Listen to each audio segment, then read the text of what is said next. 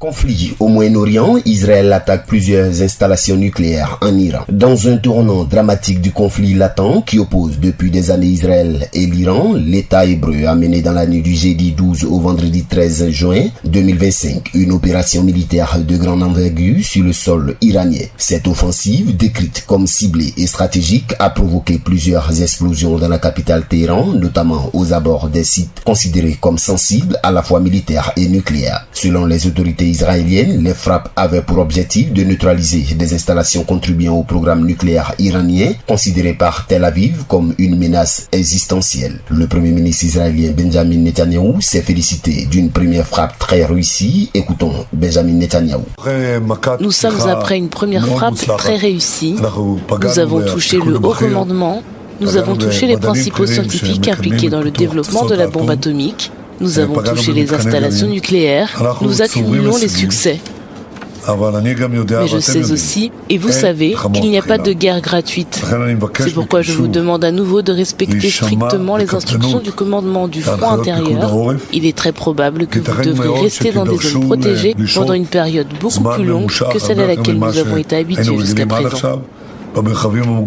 Du côté de Téhéran, les médias d'État ont confirmé la mort de plusieurs personnalités clés, dont un général des gardiens de la révolution et 2 experts nucléaires de haut niveau. La réaction ne s'est pas fait attendre. Dans une déclaration solennelle lue à la télévision nationale, l'ayatollah Ali Khamenei, guide suprême de la République islamique, a dénoncé une agression lâche sur le territoire iranien. À la grande nation iranienne, ce matin à l'aube, le régime sioniste a déchaîné sa main vile et taché de sang dans notre pays bien-aimé, révélant encore plus sa nature malfaisante en frappant des zones résidentielles. Le régime doit s'attendre à un châtiment sévère. Par Dieu Tout-Puissant, la main puissante des forces armées de la République islamique ne le laissera pas impuni. Dans les attaques de l'ennemi, plusieurs commandants et scientifiques sont tombés en martyrs. Leurs successeurs et collègues prendront immédiatement leurs fonctions si Dieu le veut. Avec cette atrocité, le régime sioniste s'est préparé un destin amer et douloureux et il le recevra sans aucun doute.